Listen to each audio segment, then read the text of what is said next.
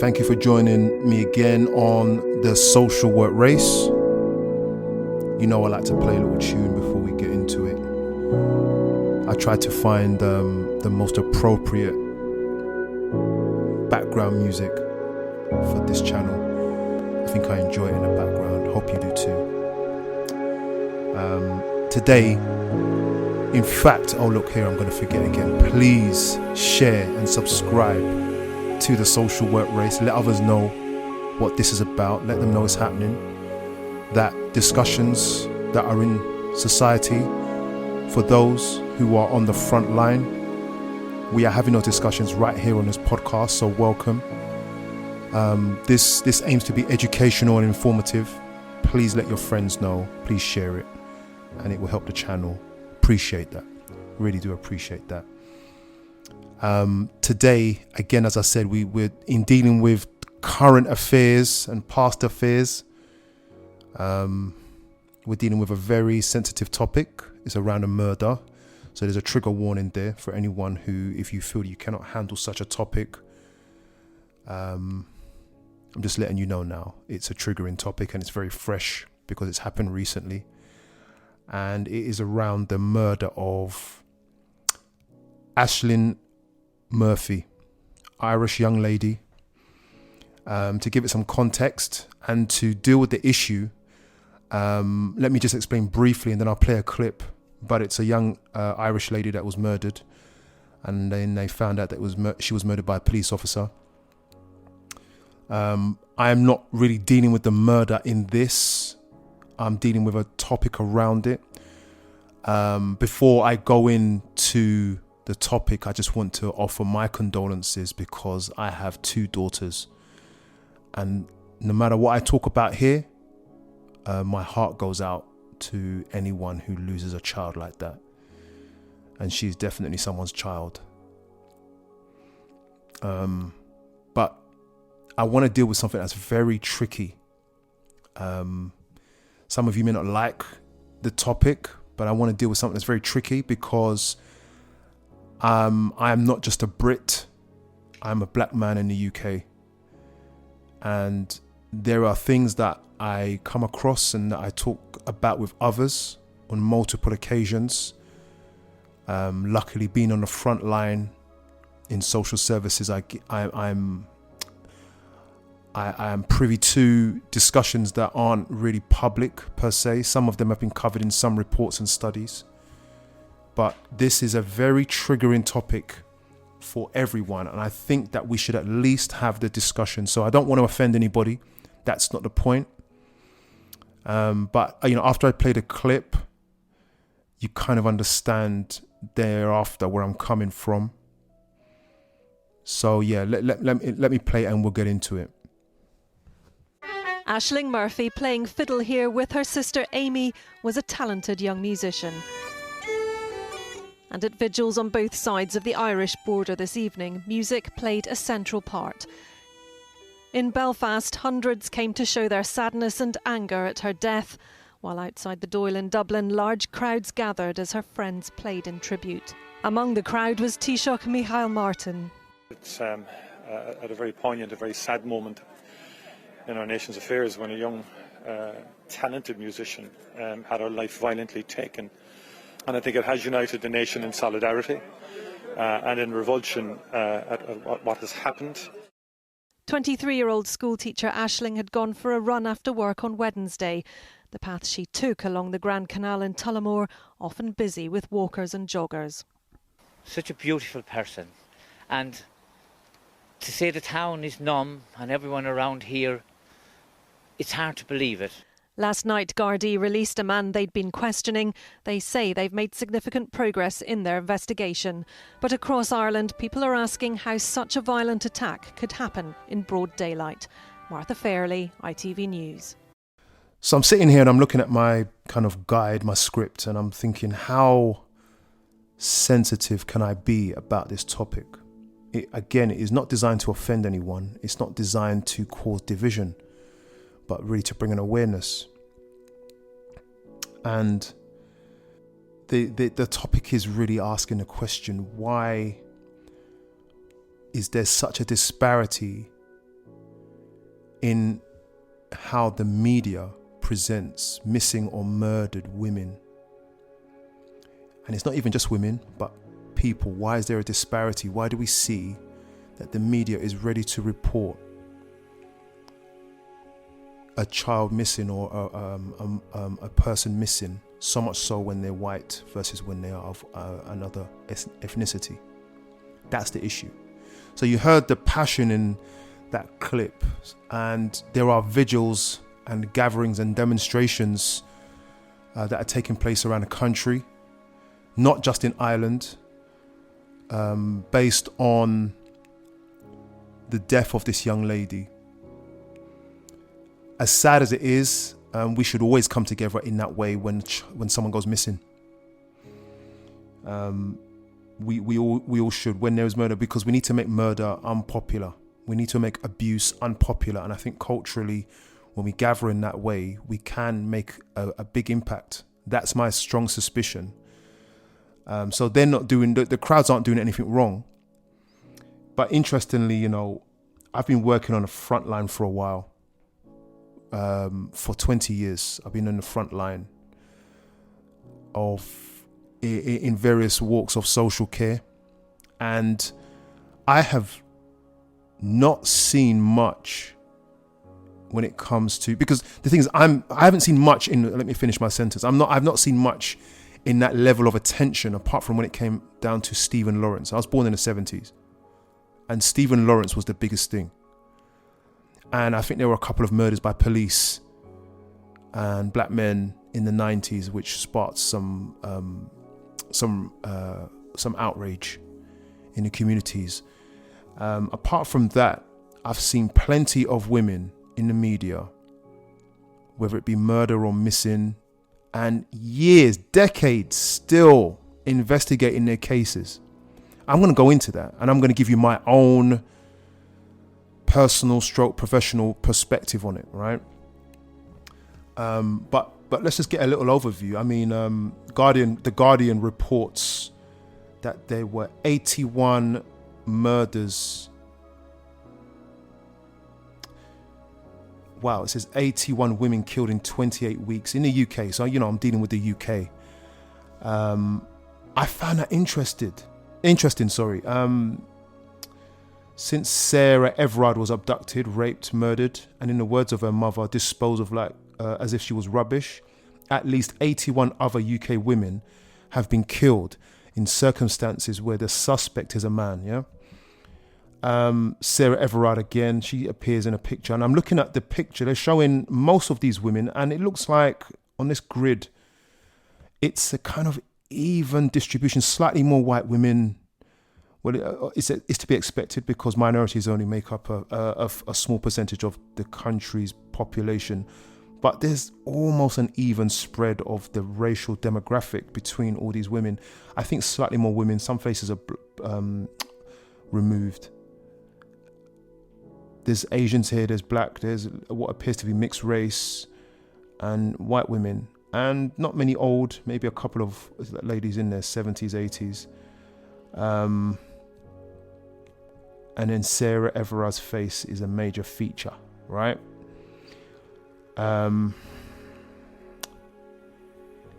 It's sad.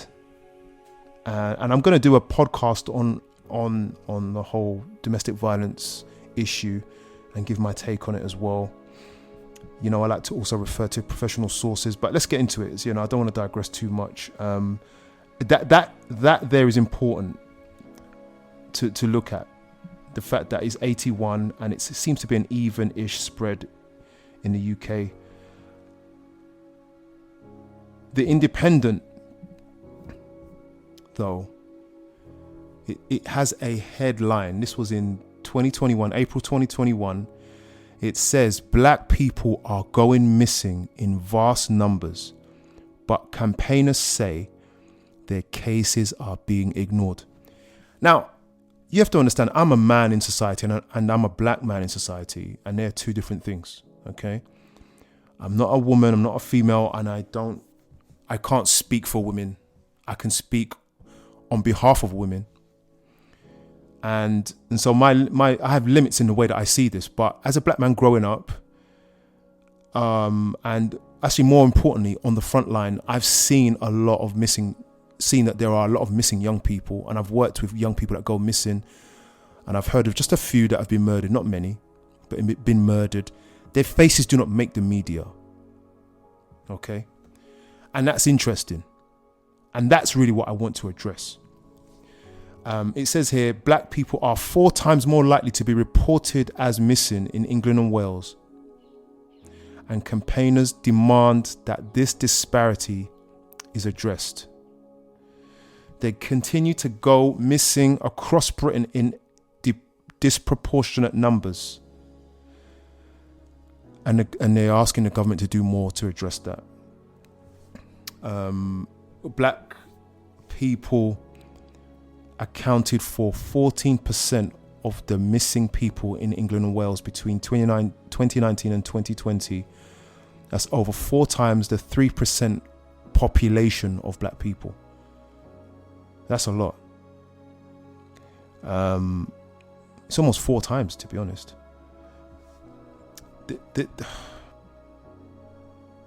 And it says here that black people actually feel their lives are not given the same value as other lives. Now, can I say that as a professional, as a social worker, can I actually say that black people don't feel like that? Of course, because I feel like that. And I've spoken to so many others. And I've spoken to white people who feel the same. Interesting.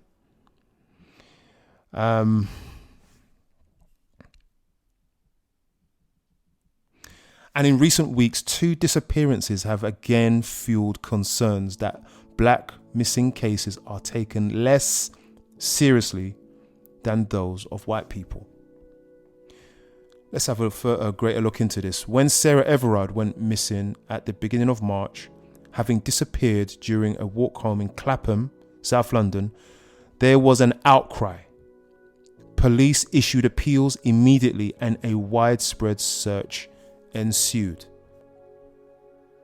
When her body was found a week later and the Metropolitan Officer was charged with her murder, a vigil was staged on Clapham Common and it was attended by the Duchess of Cambridge, Kate Middleton. At this point, the matter was commented upon by the Home Secretary, Priti Patel, and Prime Minister Boris Johnson. So that's a lot of attention. The royals and the politicians and the police got involved. However, campaigners have argued that the response to black people going missing is handled very differently. You don't need to be a doctor or you have a PhD or to be in the field to know that that's the case. We don't just know it, we feel it. We feel it. Now, anybody who knows me, I do not play the race card very easily. But I don't want to be oblivious to the fact of what I feel. And then it goes through a case of a few black people who have gone missing. Sounds like I'm doing it now. I'm trying not to go through the whole article, although the article is very good. She speaks of how the police, regarding a black family, the mother was talking about how the police appeared to be just counting the minutes when she was on the phone line and she was giving evidence. She didn't feel like the attention was there. I'm going to go into this.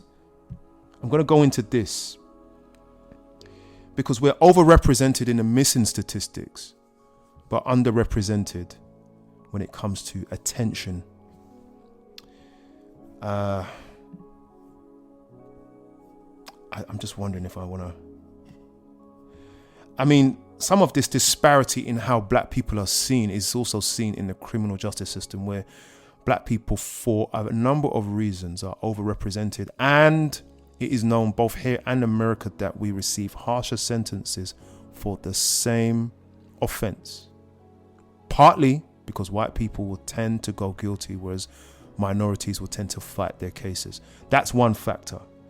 But we're still, and I've seen it with my own eyes because I've worked in London and I've worked out of London and I'm in criminal justice, and I've seen the difference in how judges sentence the different racial demographics, and it shocked me.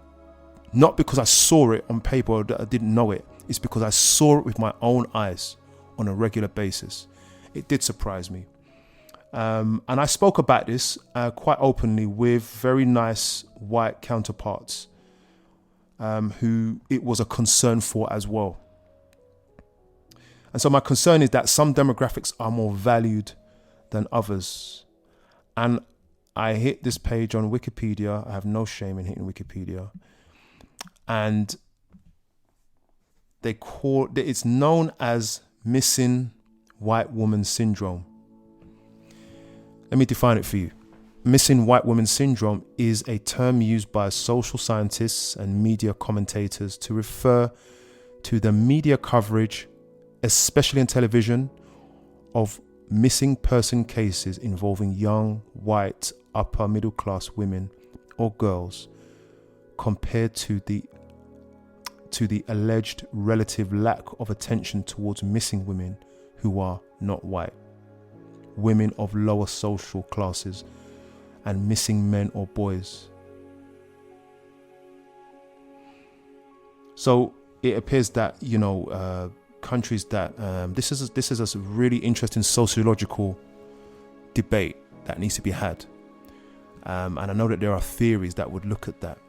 I know in psychology there's the in and out groups, the dominant groups, the groups where you might have people with the blue-eyed people with straight noses, white skin, blonde hair, dark skin. The thing is, most people will do it. Most groups, the dominant group will always overlook or pay less attention to those who are in the out group. That is psychology right there, and sociology, sadly. But it's a situation that's not good, because we are a part of the fabric. Everybody here is a part of the fabric of this society, and equality needs to be reached for. But there was something here, and let me hit the UK. In January 2006, the London Metropolitan Police Commissioner Ian Blair accused the media of institutional racism in its reporting of murders. And this is my thing. Institutional racism isn't about hatred. It's not whether you like black or white. It's not interested necessarily in what you hate and what you like. It's looking at the system that is designed around the dominant race value system that disadvantages minorities. And the media, sad to say, I never thought I'd say this, because I live in the UK in 2022, I live in London, and I have to conclude that the media is institutionally racist.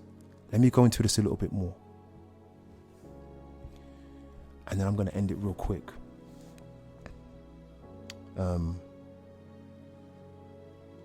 I think that institutional racism is still a thing, because when judges and police see children, they're either looking at someone else or they're looking at their own child. Do you get that? I think when judges see young white judges see the young boys, these judges tend to be just over middle age or around that area. I think they're looking at their child or their grandchild. I think when the police see a young white man or a young black man, if they're seeing a black man, they may see trouble. I think that we have all been infected by the programming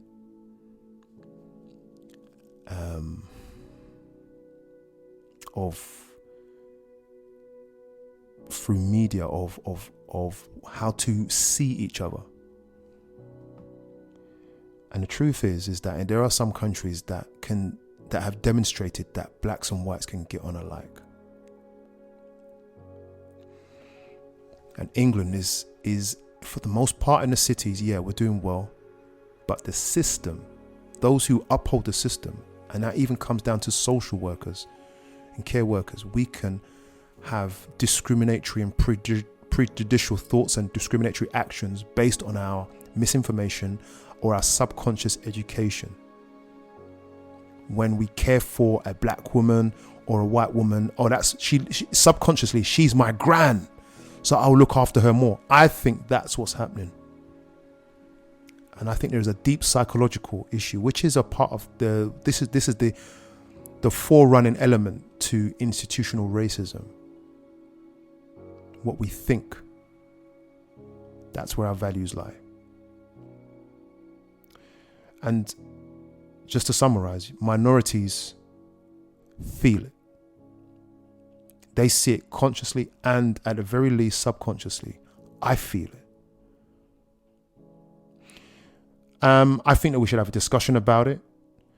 And I hope that this will help. Again, condolences to all the white women, all the black women, white men and black men alike, for the families who have someone murdered, lost, missing. Condolences to you all. Hopefully we can come to one place and be of one love, one mind. Will it happen? I don't know. But that's our aim. We have to aim that high nonetheless. Thanks for listening. Please share, please subscribe, and take care of yourself.